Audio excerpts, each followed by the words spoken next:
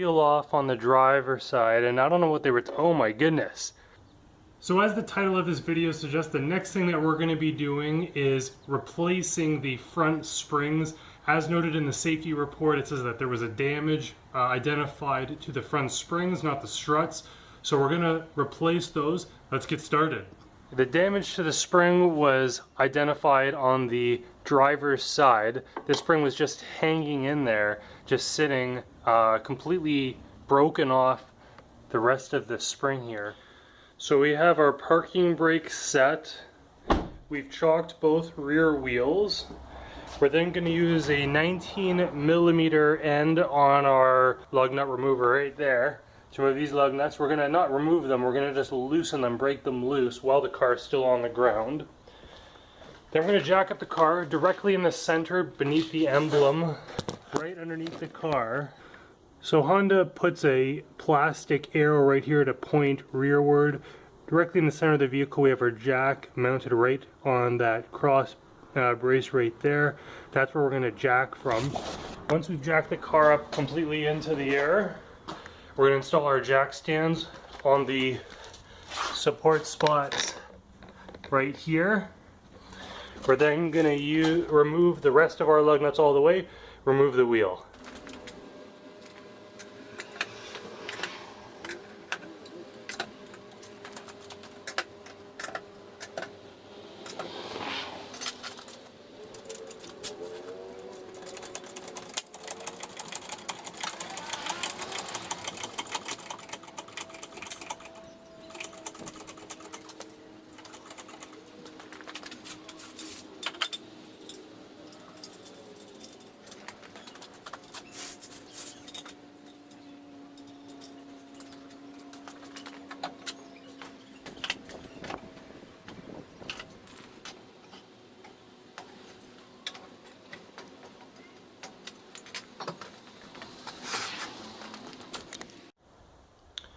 So the car is now sitting on the two jacks. I also put tires underneath the vehicle for extra safety precautions.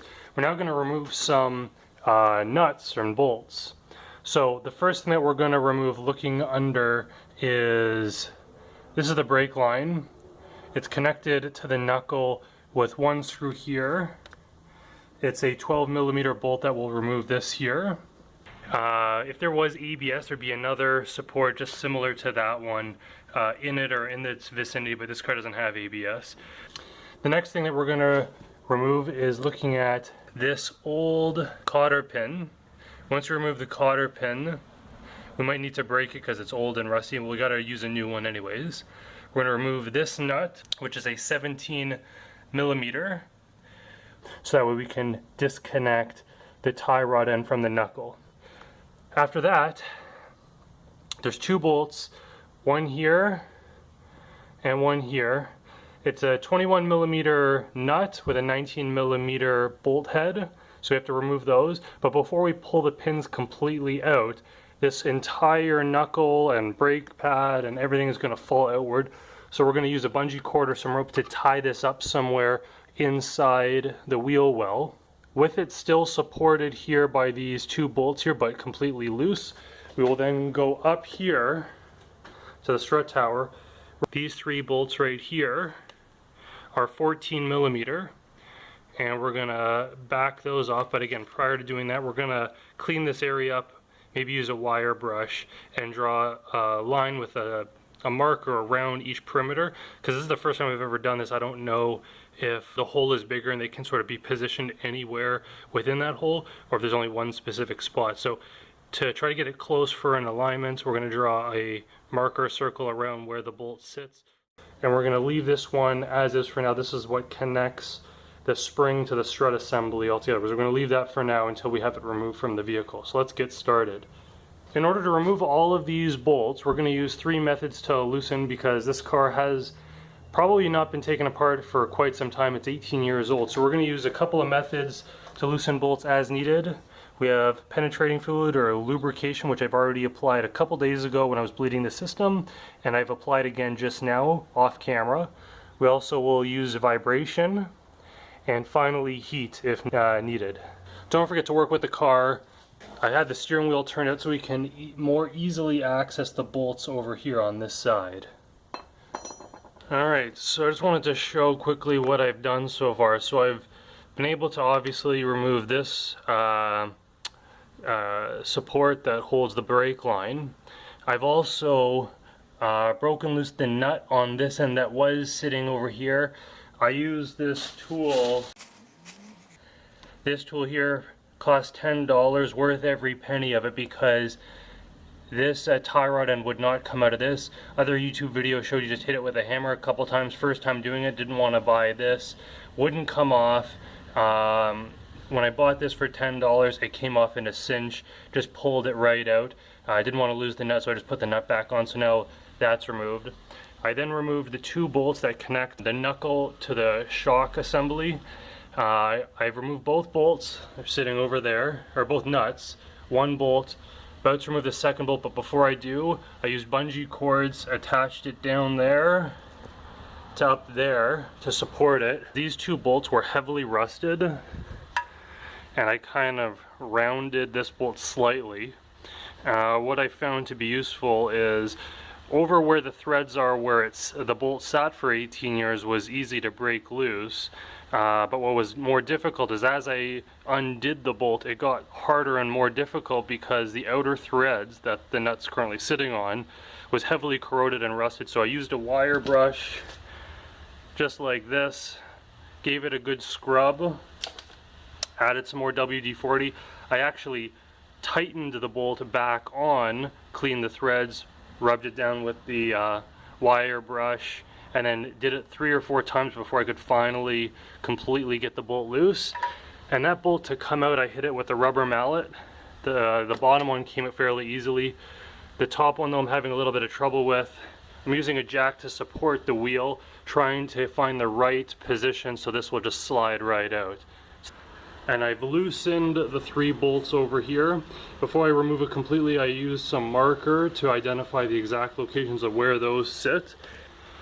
And up here, once I remove these 3 bolts out here, the whole strut assembly will hopefully come out. So I've removed the strut spring assembly. That's the cord that's holding this knuckle in place, and there's no tension on the brake line or that CV. This is the strut assembly right here.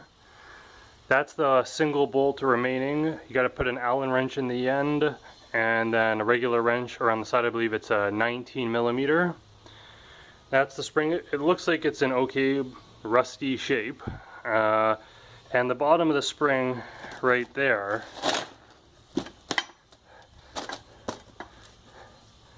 you can see sort of how it was supposed to sit. There's where the brake was, and as this coil wraps around to the other side, you can see right there, that's where it ends, and it seats in this little valley in the end here. So let's remove that last nut, that cap end or strut end nut. Hopefully it'll come off easily, but first, before we do that, we're going to apply our spring compressor here. Alright, so these are the parts I ordered. I assume what's in here are the springs. Hopefully they'll be good. And what's in here, I assume, are the spring compressors that I bought. I've never done this before, so hopefully everything checks out and is right.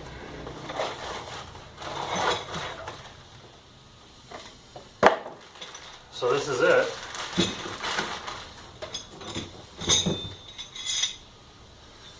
So it looks like grabs onto one spring there, grabs onto another spring down here. You put your ratchet on this end, and it threads through the top, compressing these two and the spring sitting here. And you put one on either side to compress the spring. So that's pretty cool.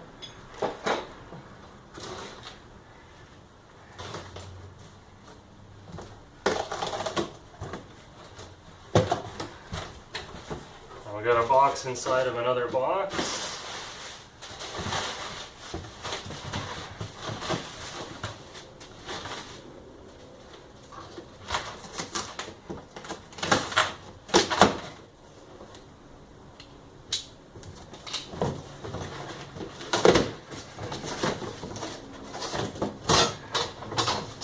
got a couple of springs. So I installed the spring compressors on the broken spring, and because it's broken, it's already collapsed a little bit. I noticed that when you put it on 2 consecutive rungs, the spring compressor I brought bottoms out, and it's not actually doing much other than holding the spring in place, but it's not actually doing much compressing. The only spot that I could grab 2 complete rungs was over here. I had to switch this end for end because over here it wouldn't actually ratchet, wouldn't fit because of this end piece. So I switched it, and then I was able to get my socket on this end to compress this side. Once I compressed this side, I was wrong. This is actually a 17mm nut, and if you just wrench on that, the whole thing just spins. You have to get a Torx bit in the end, and I'm using the hollow arm for my jack stand as some extra leverage. So I was able to just remove this. Came off actually quite easily, smoothly, softly. There was no pop or anything. The spring compressors are working fantastically. I know it's not symmetrical, but at least it's on opposite sides. It's doing its thing. Everything is now loose and free. Before I completely disassembled it, I took a marker and I drew a line basically on every part I could see. So it might be hard to see on the camera, but here, across here, I put markers on here. I put marker on the spring. I put marker like right there. I put marker before this spun loose right there. So all the pieces, when I disassemble it, I know how to reassemble it in the same orientation that it was before I started compressing the springs. So after I took up the screw, I took up this top plate. Bearing looks seated, smooth, spinning, everything looks good. I took off the spring off this, not leaking, no cracks in the strut, so that looks great. This top plate won't de-seat from the spring, so the next thing I'm going to do is just loosen the spring with my my ratchet right here. Doing it by hand, not with air tools, as per safety considerations. Anytime you're compressing a spring, do it by hand as per the manufacturer of the spring compressors. So that's the next step. Then hopefully we can remove this from the spring. So the top spring is the old broken spring. As you can see, I'm holding it together right here. This is the broken bit over here. When I hold it roughly in place, the new spring looks like it has about 3/4 of an additional coil, but in terms of the actual distance from the top to the bottom of the spring, it looks identical to the replacement. I don't know if this is the original OEM spring. This is definitely an aftermarket spring that I got a good price on, so I'm not too concerned that there's an extra 3/4 of a turn in the coil, because I'm going to replace both sides, even though there's nothing wrong with the passenger side spring. And because of the same depth, I would assume that this will work better, mainly because this one's broken and it was just working like that for however long. I also was able to just use some elbow grease to separate these 2 items right here. This sits in right here. The rubber looks good, nothing wrong with the rubber there. I also noticed that there is a directionality to the spring. As you can see here, it gets really tight here as it matches here. It's like the first coil is perfectly flat, so it sits in the top seat, whereas the bottom, there's more separation on there, as well as on the broken coil when I hold it in place right here. I should also quickly mention that looking at the bottom of the strut, there's definitely an area, if you look sort of right behind in here where my finger is, the bottom of the coil, there's like a lip right here, and so the coil as it comes around stops right there, and that's the end of the coil. It seats in a very specific spot. Something else that I thought was neat that I noticed earlier was the fact that there were more turns of the coil for the new spring. So I wanted to see how the 2 springs would compare in terms of roughness or sponginess or softness. So what I did was I compared the new and the old based on geometry. They both have the same wire diameter, they both have the same outer diameter. The unsprung length of the new wire is slightly longer, and it has more coils.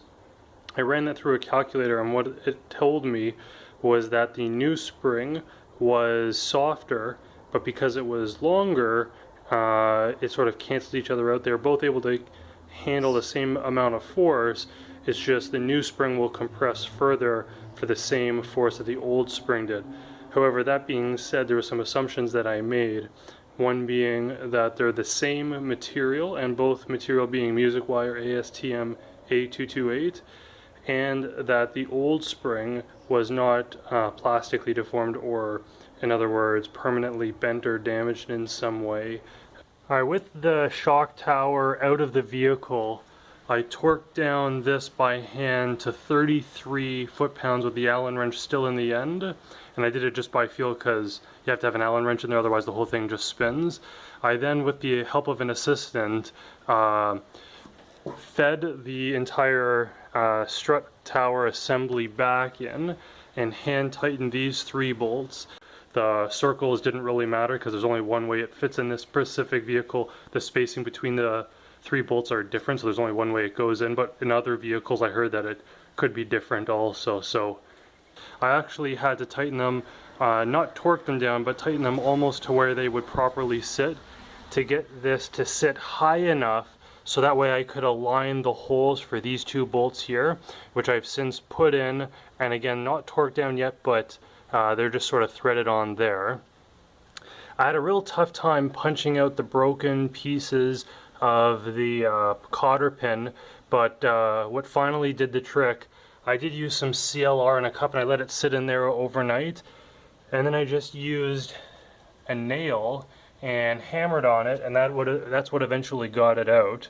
I also, when I was removing this before I bought the puller, I did what I saw people do on YouTube, which is just take a hammer and hammer on this end with the nut on. This is a 17 millimeter, and when I did that, I actually, right there, kind of deformed the bolt head just a little bit, and the socket wouldn't fit on it anymore, so I had to file it down by hand, and now it fits on fine.